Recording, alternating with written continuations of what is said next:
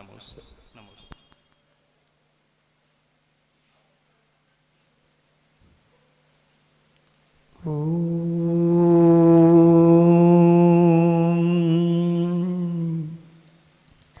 नमः सिद्धेभ्यः ॐ नमः सिद्धेभ्यः ॐ नमः सिद्धेभ्यः। निर्मल जल सामान्य है जिनका चंदन से है देव वचन। अक्षत सम अक्षत है श्रद्धा सुमनों सा सुंदर है तन।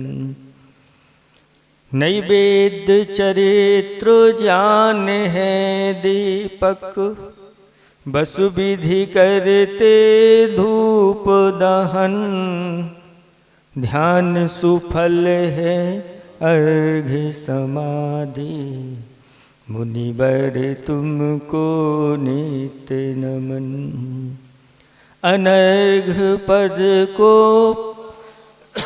पानी गुरुवर मेरा अर्घ समर्पित है। एक जीवन क्या सौ सौ जीवन गुरुवर तुम्हें समर्पित है। ऋषिवर तुम्हें समर्पित है। देवादिदेव 1008 कैवल्य कमलापति श्री आदिनाथ भगवान की। देवादिदेव 1008 वर्तमान शासन नायक महावीर भगवान की। परम पूज्य 108 आचार्य प्रवर गुरुवर श्री विद्यासागर जी महामुनिराज की। उत्तम क्षमा धर्म की 3,9 करोड़ मुनिराजों की। मुनिवर श्री विमल सागर जी महाराज जी की जय। समस्त मुनि संघ की जय हो। धर्म स्नेही भव्यात्माओं, आप लोग सभी वर्षों से क्या करते आ रहे हैं? ये कह रहे हैं क्रोध करते आ रहे हैं। हम दूसरी बात सुनना चाहते थे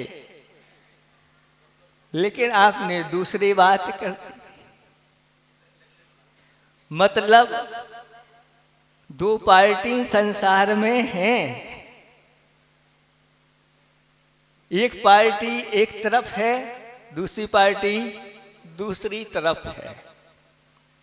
और उन पार्टियों में खटापट चलती रहती है। एक पाप की पार्टी है, दूसरी पुण्य की पार्टी है।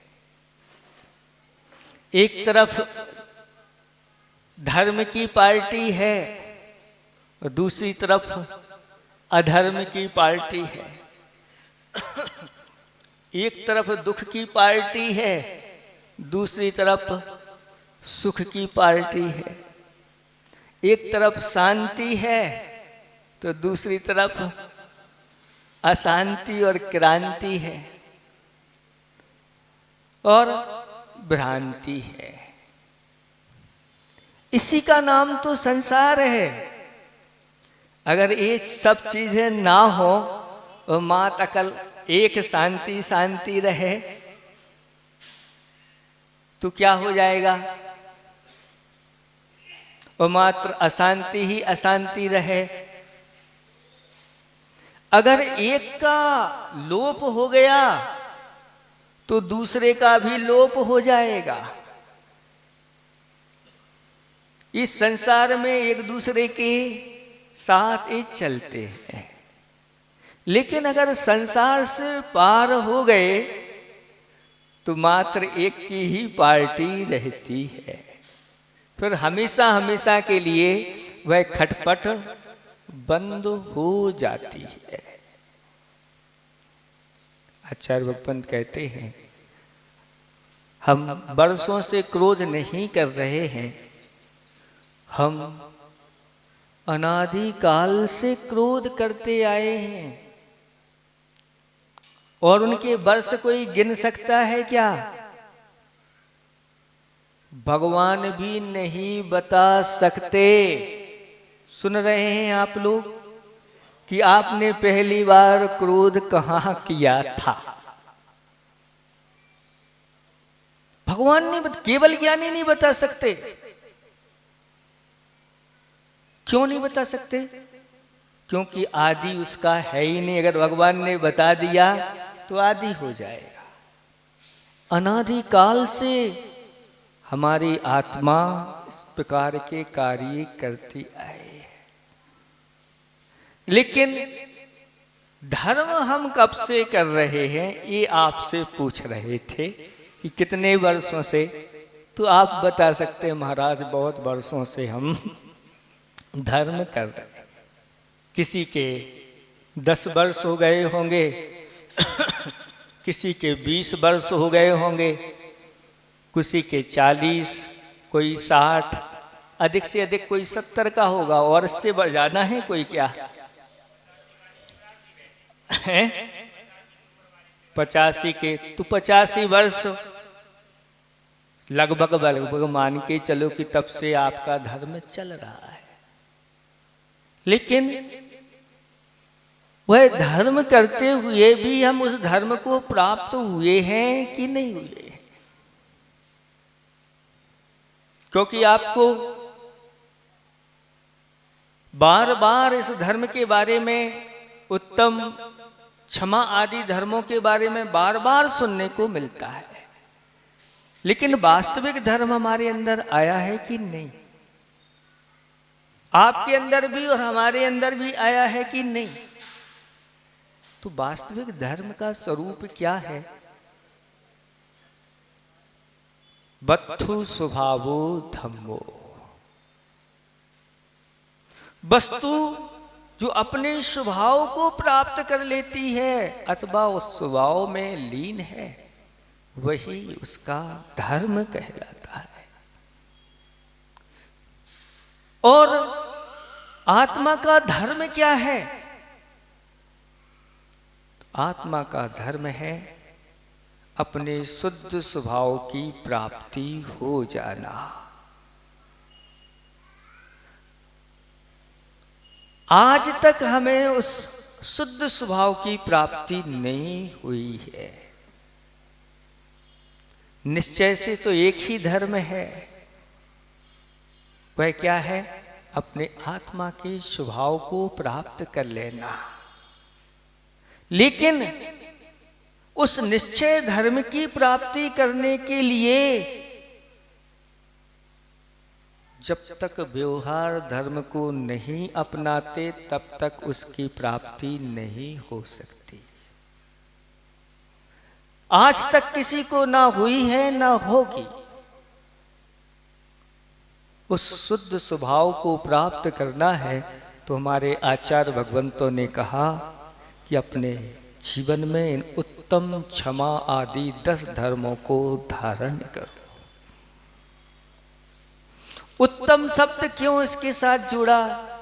10 धर्म कह देते, उत्तम क्षमा, क्षमा कह दो ना। उत्तम क्षमा क्यों?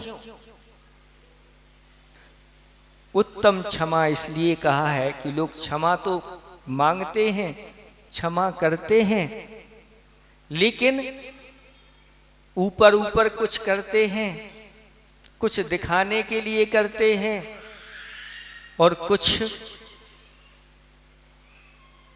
अंदर से करते ही नहीं। वो तो उन्होंने कहा था इसलिए हमने कह दिया उत्तम क्षमा। उन्होंने कहा था इसलिए हमने कह दिया उत्तम क्षमा। लेकिन उत्तम क्षमा का अर्थ क्या होता है ये हम अभी जानते नहीं। उत्तम क्षमा का अर्थ होता है कि मन वचन काय कृत कारित अनुमोदना से पूर्ण रूप से उसको क्षमा कर देना। और कहीं क्षमा में ख्याति पूजा लाभ तो नहीं जुड़ा है कि हम क्षमा मांग लेंगे तो हमारा यश बढ़ जाएगा। अगर इसके लिए क्षमा मांग रहे हो तो वह क्षमा धर्म नहीं है। कहा है कि क्षमा शोभती उस भुजंग को जिसके पास गरल है, ना कि उसे जो सहज विनीत सरल है।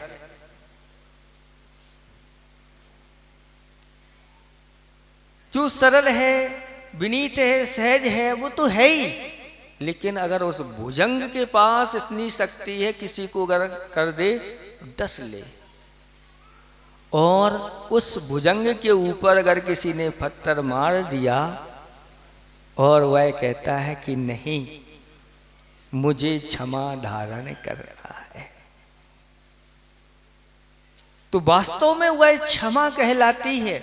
इसलिए क्षमा धर्म मुनियों के लिए कहा कि ऐसे मुनिराज होते हैं कि अगर आंख उठा दें तो सामने वाला भस्म हो जाएगा, अंगूठा हिला दें तो पर्वत हिल जाएगा। और ऐसी स्थिति में वो मुनिराज क्षमा धारण करते हैं और वज्र के समान बैठे रहते हैं और आंख भी उठाते नहीं, नासा दृष्टि करके रखते हैं।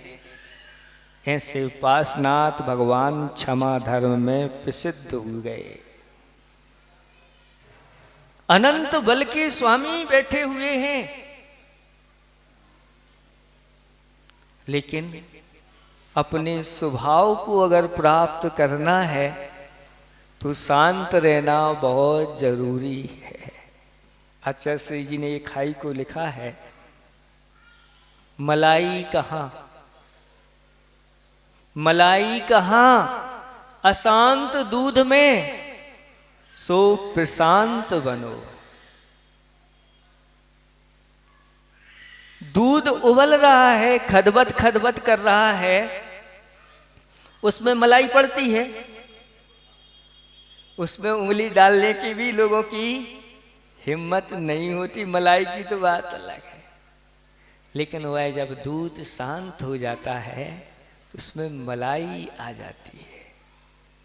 ऐसे ही हमें आत्म स्वभाव की मलाई अगर खाना है तो शांत बैठना बहुत जरूरी है। ये मंत्र अपने आप में बहुत ही पावरफुल है। क्या ये कहना नहीं मुख से, अंदर ही अंदर मैं शांत हूं। भावना योग आप लोग करते हैं, सुनते हैं, मैं शांत हूं, मैं सहज हूं। ये जब भावना निरंतर चलती रहे तो शांत हो सकते हैं, लेकिन अगर ये भावना नहीं है तो कितने जल्दी अशांत हो जाते हैं, देर नहीं लगती है। थोड़ा सा किसी ने पीछे से कुछ कर दिया तो पीछे मुड़ के जल्दी से देख लेते हैं। लेकिन सूरवीर जो होते हैं वो इस प्रकार के कार्य नहीं करते, और गंभीर जिनके अंदर होती है वो इस प्रकार के कार्य नहीं करते। हाथी को गंभीर कहा, और हाथी निकल जाता है नगर में से, पीछे कितने लोग लग जाते हैं, पीछे से कुत्ते भौंकना चालू कर देते हैं, बच्चे पत्थर भी मारने लग जाएं, और हल्ला गुल्ला भी बहुत कुछ होता है, लेकिन हाथी अपनी मस्त चाल से चलता है। हैं? मद मस्त नहीं, मद में मस्त हाथी हो जाए तो गड़बड़ हो जाता है। क्योंकि हाथी को अगर मद चढ़ गया तो फिर आपको वो लपेट लेगा, और ज्यादा अतिरेक हो जाता है तो वह उसके फिर सामने कोई खड़ा नहीं हो सकता। लेकिन जब शांत भाव से चलता है तब उसकी चाल चलती है और इधर उधर देखता नहीं है। पशुओं के पास भी ये गुण हैं, तो मनुष्यों के पास भी ये गुण आना चाहिए, लेकिन थोड़े थोड़े में ही गाड़ी गर्म हो जाती है। किसी ने कहा है कि एक माचिस की तीली होती है, और माचिस की तीली में ऊपर क्या होता है, गोल गोल, वो उसका सिर है। क्या है? सिर है। और आपका भी गोल गोल क्या है? सिर है ना? आपका ये गोल गोल क्या है? सिर है। उसके पास भी सिर है, आपके पास भी सिर है। आपके पास सिर के साथ साथ दिमाग भी है, उसके पास दिमाग नहीं है, सिर तो है। और माचिस की तीली थोड़ा सा रोगन का घर्षण पाती है और जल उठ जाती है। क्यों? क्योंकि उसके पास सिर तो है, दिमाग नहीं है। लेकिन आपके पास तो सिर भी है और दिमाग भी है। इसलिए अपनी उस तीली को अगर घर्षण भी हो जाए तो गीली बना के रखना चाहिए। गीली कैसे हो जाए? अगर तीली गीली हो जाए तो आप कितना भी करते रहो, कितना भी करते रहो, ऐसे ही क्षमावान जो पुरुष होते हैं, कितना भी करते रहो वो हमेशा क्षमा करते रहते हैं। ये अच्छा बता दिया महाराज, अब तो उनके साथ हम कुछ भी करते रहेंगे। ऐसा अर्थ धर्म का नहीं ले लेना। नहीं तो एक व्यक्ति ने ऐसा ही किया कि यहाँ सुन लिया प्रवचन, और किसी से अगर कोई इस प्रकार से गलती हो जाए तो भैया तस्मिच्छामि दुक्कडम। और वह बालक उद्यमी था, इधर तो सुन करके गया और उधर बहुत सारे कुम्हार के घड़े रखे रहते थे, तो प्रतिदिन जाता और एक पत्थर मारता भी का, एक दो घड़े फोड़ देता। और कुमार जब गुस्सा होकर के आता तो कहता तस्मिच्छामि दुक्कडम। चलो भैया इसने क्षमा मांग ली है तो इसको क्षमा कर दो। एक दिन हो गया, दूसरे दिन भी वही, तीसरे दिन भी वही चीज, वो बार बार मटका फोड़े और यह तस्मिच्छामि दुक्कडम। एक दिन तो विचार कर लिया उसने कि भाई अब इस ऐसे मानने वाला नहीं है। और जैसे ही उसने मटकी के लिए पत्थर मारा और कुम्हार ने डंडा उठाया और उसकी पिटाई कर दी, और पिटाई करने के बाद उससे वह कुम्हार कहता है तस्मिच्छामि दुक्कडम। अब हमें क्षमा करना, तो उसके समझ में आ गया। कुछ ऐसी भी चीजें होती हैं, हमारे आचार्य भगवंतों ने कहा कि कुछ ऐसा भी क्रोध होता है जो पूर्ण रूप से क्रोध के त्यागी नहीं हो पाते, उनके लिए कुछ क्रोध करना भी कहीं कहीं धर्म के लिए कारण बन जाता है और पुण्य के लिए भी कारण बन जाता है। बताओ, ऐसा क्रोध भी पुण्य के लिए कारण बन सकता है क्या? ऐसी परिभाषा सुनी है आप लोगों ने कि क्रोध भी पुण्य के लिए कारण बन जाए? हैं? जब धर्म और धर्मात्माओं की रक्षा के लिए क्रोध किया जाता है, वह क्रोध पुण्य के लिए और धर्म के लिए कारण बन जाता है। धर्म की व्यवस्था बनाने के लिए, धर्म की रक्षा करने के लिए अगर ऐसे स्थानों पर अगर क्रोध हो जाता है तो वह क्रोध पुण्य के लिए, धर्म के लिए कारण बन जाता है। ऐसे उदाहरण हैं क्या? कहीं आपने सुने हैं? किसी को पता है? एक सिंह के सामने एक सूकर खड़ा हो गया और दोनों का क्रोध बढ़ चढ़ करके है। ऐसा क्रोध, सिंह का क्रोध तो आप जानते ही हैं, और सिंह को पछाड़ना है तो सिंह से ज्यादा क्रोध और करना पड़ेगा, और सूकर के पास ऐसा क्रोध नहीं। और दोनों का क्रोध इतना बड़ा कि एक दूसरे ने एक दूसरे को पछाड़ दिया, घंटों युद्ध हुआ। वो सूकर जब था उसके पास उसकी वो होती है ना सींग, दांत की खींच होते, सींग नहीं बोलते उनको, खींच बोलते, और ऐसे लंबी लंबी खींचें थी। और सिंह के सामने वह डट करके खड़ा हो गया। क्यों हो गया? और दोनों मर गए, और दोनों मर गए तो एक नरक में चला गया और एक स्वर्ग में चला गया। क्रोध दोनों ने किया था। क्यों? मुनिराज की रक्षा के लिए। गुफा में मुनिराज बैठे थे, उनकी रक्षा के लिए क्रोध किया, और क्रोध धर्म का कारण बन गया। अगर क्रोध करना है तो धर्म के लिए करो, धर्मात्माओं की रक्षा के लिए करो, नहीं तो कभी अपने जीवन में क्रोध नहीं करना, क्योंकि अन्य स्थानों के क्रोध हमारे लिए बहुत घातक हो जाते हैं। क्रोध करने की आदत ही पड़ गई है तो कोई बात नहीं, ऐसे स्थानों पर क्रोध कर लो जिससे बहुत बड़ा फायदा हो जाए, जीवों की रक्षा हो जाए। अथवा क्रोध करना है तो आचार्य भगवान कहते अपने ही क्रोध के ऊपर, अपने ही क्रोध के ऊपर क्रोध आता है क्या? कौन ने किया है? एक आध बताएं तो। अपने क्रोध के ऊपर क्रोध कोई नहीं करता।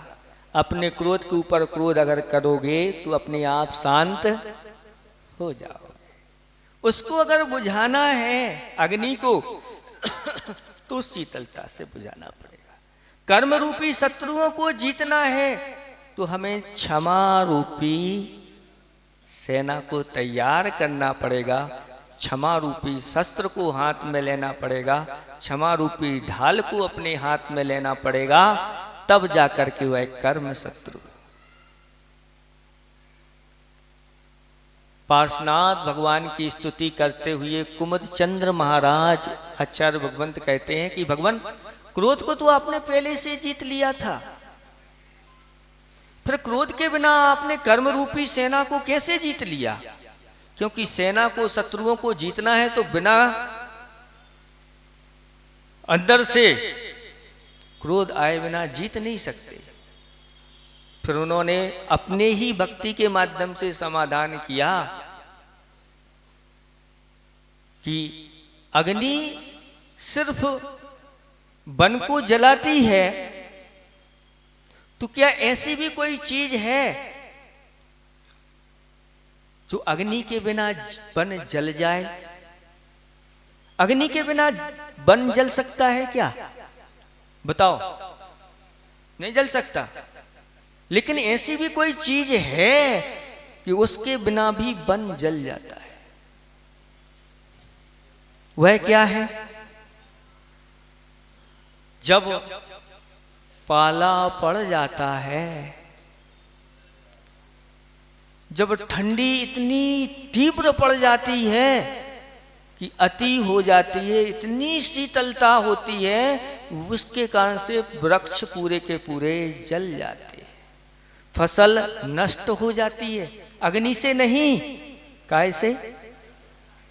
ठंड पाले से हो जाती। तो जब हमारे अंदर समता और क्षमा का पाला पड़ता है तो क्रोध आदि शत्रु नष्ट हो जाते हैं। ऐसे ही भगवान आपने समता रूपी, क्षमा रूपी उस जल के माध्यम से, उस ठंड के माध्यम से, उस तुषार के माध्यम से आपने अपने कर्मों को जला डाला। अभी तो आप लोग कह रहे थे कि अग्नि से ही जलाया जाता है। अगर इन कर्मों को जलाना है, इन क्रोध आदि परिणामों को जलाना है, तो हमें क्षमा आदि का सहारा लेना बहुत जरूरी है। एक माँ थी, सौतेली माँ, बच्चा के पीठ में एक फोड़ा हो गया। उस फोड़े में बहुत मवाद थी और अंदर से वह धड़क रहा था, यानी वेदना दे रहा था, पीड़ा हो रही थी और वह लड़का रो रहा था, चिल्ला रहा था। और माँ सौतेली थी, रोटी बना रही थी और यह रो रहा था, चिल्ला रहा था, बचाओ बचाओ कह रहा था बार बार उस माँ से। माँ को वह परेशान कर रहा था क्योंकि स्वयं परेशान था। उस माँ को अंदर से दया नहीं आई और क्रोध और भड़क गया और गरम गरम रोटी जो चूल्हे से निकल के फूल के आई थी और जाकर के उसके फोड़े पर रख दिए। ले, मानता नहीं है। उस वेदना से वह तड़प गया और मृत्यु को प्राप्त हो गया। और लाखों वर्षों तक वह दोनों जीव अपनी अपनी पर्याय के अनुसार पर्यायों को प्राप्त होते रहे। और लाखों वर्ष बाद जिसके ऊपर फोड़ा रखा था, फोड़े के ऊपर जिसके फोड़े पर वह रोटी रखी थी, वह क्या बना? आगे जाकर के सेठ बना। और जिसने जिसके ऊपर रोटी रखी थी वो सेठ बना। और जिसने रोटी रखी थी वो जाके गज कुमार बने। गज कुमार की कथा तो आप लोगों ने सुनी होगी। गज कुमार ने मुनिराज के व्रतों को अंगीकार किया और मुनिराज के व्रतों को अंगीकार करके ध्यान में लीन हो गए। 10 धर्मों को अंगीकार करके और उत्तम क्षमा आदि भावना में लीन हो गए। लेकिन वह सेठ वहां से निकला और उस सेठ ने उन मुनिराज को देख करके और उनके ऊपर, सिर के ऊपर सिगड़ी बना करके और ईंधन रख करके आग लगा दी। क्यों ऐसा हुआ? ये पूर्व भाव का संस्कार था और पूर्व कृत कर्म उदय में आ गया और निमित्त ऐसा मिला। लेकिन उन मुनिराज ने क्षमा धारण किया और क्षमा के साथ उन्होंने उस महान दारुण उपसर्ग को सहन किया और सहन करके उस कर्मों का क्षय कर दिया। तो जे कर्म पूरब किए खोटे, सहें क्यों नहीं जीरा। अति क्रोध अग्नि बुझाए प्राणी साम जले से। इस क्रोध रूपी अग्नि को अगर आपको बुझाना है तो क्षमा और समता का ये जल लेना पड़ेगा, नहीं तो ये भव भव तक ये कर्म उदय में चलते हैं। इसलिए अभी महाराज ने बताया था कि वर्ष में 3 बार यह पर्युषण पर्व आते हैं। इसका अर्थ है 6 महीने के अंदर अंदर अगर किसी से बैर भाव चल रहा है तो क्षमा याचना कर लेना, क्षमा कर देना। सामने वाला हमें क्षमा करे अथवा ना करे उससे हमें कोई लेना देना नहीं, लेकिन स्वयं को क्षमा कर देना चाहिए। अगर इससे ऊपर चला जाता है तो अनंतानुबंधी वह क्रोध के रूप में परिणत हो जाता है और इसकी गांठ बहुत लंबी चलती है। इसलिए इस गांठ को, बैर की गांठ को समाप्त करने के लिए आपको 3 बार ये पर्युषण पर्व आते हैं, और आप लोग क्षमा याचना कितनी बार करते हो? मात्र 1 बार।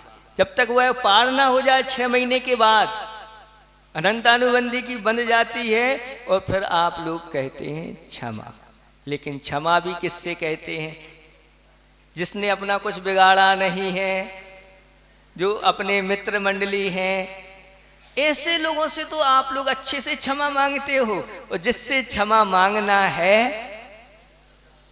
उसकी ओर पीठ करके, और सामने वाला जो खड़ा है जिससे कुछ हमने जिसने हमारा बिगाड़ा नहीं है, उससे कहते हैं भैया उत्तम क्षमा। पहले तो कार्ड चलते थे, अब कार्ड की भी जरूरत नहीं है, मोबाइल से ही आपके सारे चलते हैं।